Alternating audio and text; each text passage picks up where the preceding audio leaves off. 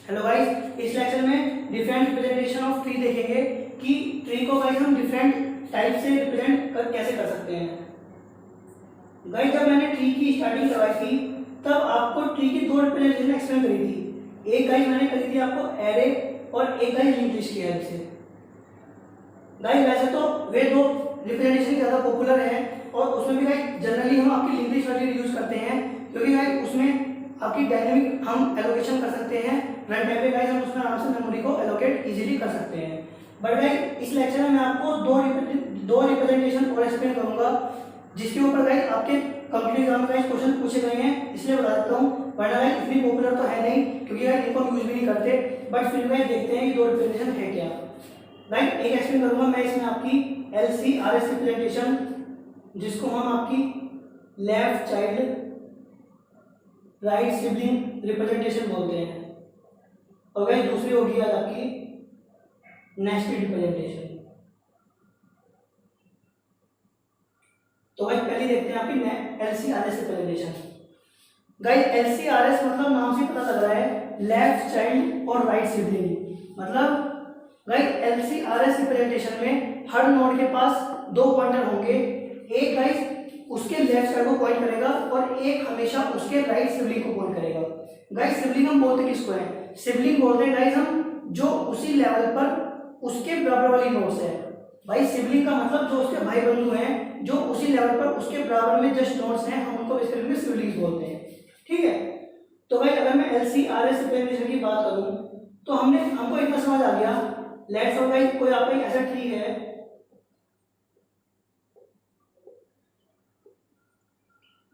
तो गाइस यहां पर इस नोड के लिए ये सिबलिंग है, क्योंकि ये इसी लेवल पर इसके बराबर वाली नोड है, तो मतलब एक तरह से इसका साथी बोल सकते हो, इसका सिबलिंग बोल सकते हो। तो गाइस ये वाली नोड इस नोड की सिबलिंग है, ऐसी ये वाली नोड भी इस वाली नोड की सिबलिंग है। ठीक है, तो गाइस मैंने आपको बताया इसमें क्या होगा, हर नोड के पास दो पॉइंटर होते हैं। एक उसके लेफ्ट साइड को पॉइंट करेगा और एक गाइस उसके आपके राइट सिबलिंग को पॉइंट करेगा। तो देखते हैं गाइस कैसे करेंगे। गाइस इस नोड के लिए राइट में कुछ नहीं है, तो गाइस ये वाला पॉइंटर आपका यहाँ पर नल होगा और लेफ्ट साइड गाइस का ये वाला हो गया। ठीक है, अगर गाइस मैं इस नोड के लिए बात करूं तो इसका गाइस लेफ्ट साइड ये है और राइट सिबलिंग ये है। ठीक, अगर मैं इस नोड की बात करूं तो इस नोड का लेफ्ट साइड ये है, राइट सिबलिंग ये है। ठीक है, अगर मैं इस नोड की बात करूं तो इस नोड का ना तो आपका लेफ्ट चाइल्ड है और ना ही आपका राइट सिबलिंग है। मतलब लेफ्ट चाइल्ड भी गाइस इसका नल है और राइट सिबलिंग भी नल है। ठीक है, अब गाइस मैं आ गया इस वाली नोड पर। अगर गाइस मैं इस नोड की बात करूं तो इस नोड का गाइस कोई लेफ्ट चाइल्ड नहीं है, हाँ इसका सिबलिंग है, तो गाइस इसका लेफ्ट साइड आपका नल हो गया और सिबलिंग गाइस इसका ये हो गया। अगर मैं इस नोड की बात करूं तो गाइस इसका लेफ्ट साइड कुछ नहीं है, सिबलिंग में गाइस ये वाली नोड है, तो गाइस लेफ्ट साइड इसका नल और गाइस सिबलिंग में ये वाली नोड हो गई। अगर गाइस मैं इस नोड की बात करूं तो इस नोड के लिए गाइस लेफ्ट साइड में कुछ नहीं है, सिबलिंग आपकी ये वाली नोड है इसकी। ठीक है, तो गाइस लेफ्ट साइड इसका नल और सिबलिंग गाइस हो गया इसका ये। अगर गाइस मैं इस नोड की बात करूं तो गाइस इसके लिए ना तो कोई लेफ्ट साइड है और ना ही कोई राइट सिबलिंग है, तो ये भी नल हो गया इसका और गाइस ये भी नल हो गया। मतलब गाइस मैं हमेशा हमने देखा क्या इस ट्री में गाइस हर नोड के पास आपके दो पॉइंटर हैं। ये वाला पॉइंटर गाइस हमेशा लेफ्ट साइड को पॉइंट कर रहा है और ये वाला पॉइंटर हमेशा गाइस आपका राइट सिबलिंग को पॉइंट कर रहा है। तो गाइस जो मैंने अभी इससे पहले एग्जांपल लिया था ट्री का, उसकी ये रिप्रेजेंटेशन हो गई आपकी LCRS के फॉर्म में। ठीक है गाइस, अगर मैं LCRS रिप्रेजेंटेशन की बात करूं तो गाइस ये रिप्रेजेंटेशन हम जनरली वहां पर यूज करते हैं जिस ट्री में गाइस आपके बहुत ज्यादा चाइल्ड होंगे। मतलब गाइस आपको याद होगा मैंने आपको ट्री बताया था n array ट्री, जिसमें n array ट्री मतलब या तो किसी भी नोड के 0 चाइल्ड होंगे या फिर n चाइल्ड होंगे। तो गाइस अगर कोई ऐसा ट्री होता है जिसके आपके 100, 150, 200 चाइल्ड होंगे किसी एक नोड के, मतलब ऐसे ट्री को क्या बोलते हैं हम 200 array tree, 150 array tree, 100 array tree. अगर कोई ऐसा ट्री आता है तो वहां पे ये चीज फायदेमंद होगी। क्यों? क्योंकि गाइस अगर इस नोड के गाइस 100 चाइल्ड हैं तो एक ही लेवल पर हमने 100 के 100 को रिप्रेजेंट कर दिया, ठीक है। तो गाइस वहां पर इसलिए आपको ये चीज वहां पर फायदा होगी जहां पर गाइस आपके नंबर ऑफ चाइल्ड बहुत ज्यादा होंगे किसी भी नोड के। ये वाली रिप्रेजेंटेशन गाइस हम जनरली आपकी बाइनरी में यूज नहीं करते हैं, बट मैंने आपको बता दिया है कि हम कैसे LCRS रिप्रेजेंटेशन को यूज करते हैं, ठीक है। गाइस नेक्स्ट है आपकी नेस्टेड रिप्रेजेंटेशन।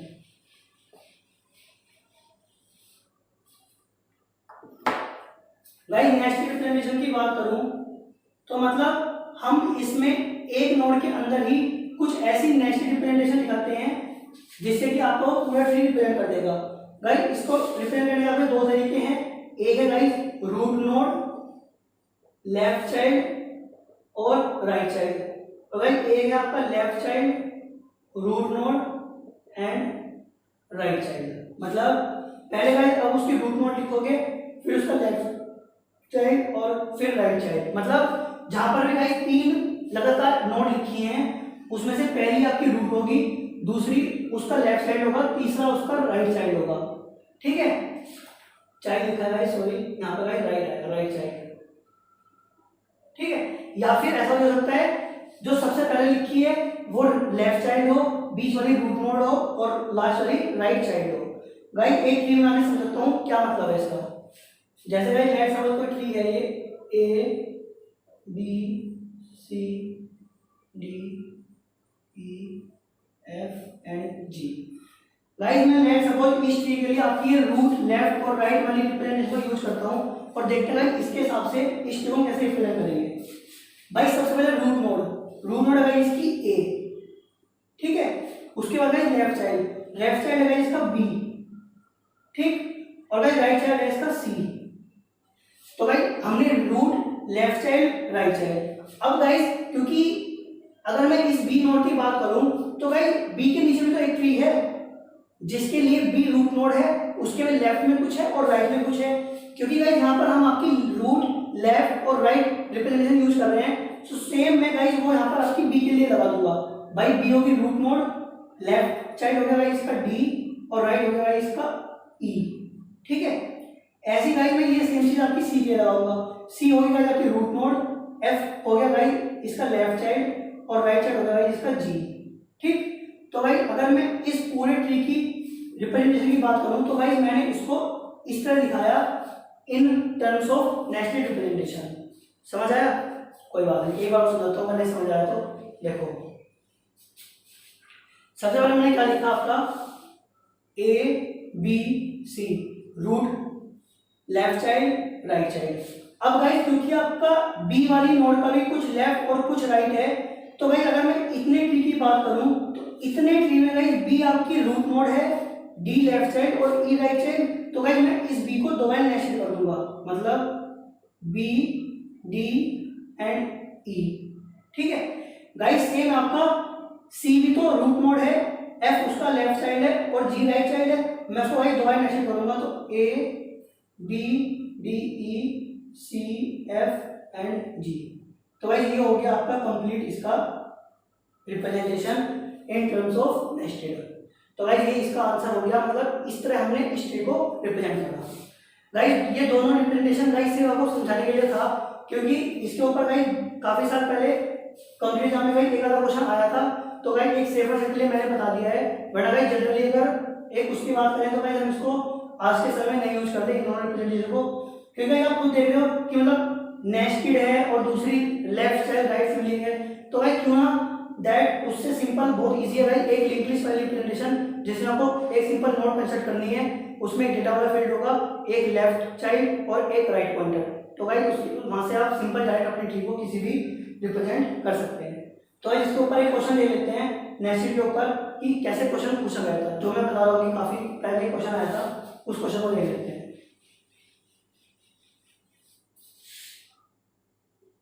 गाइस क्वेश्चन है, आपको बोला गया था कि हमने नेस्टेड रिप्रेजेंटेशन यूज करी है और आपको बताना है which of the following is valid in terms of nested representation.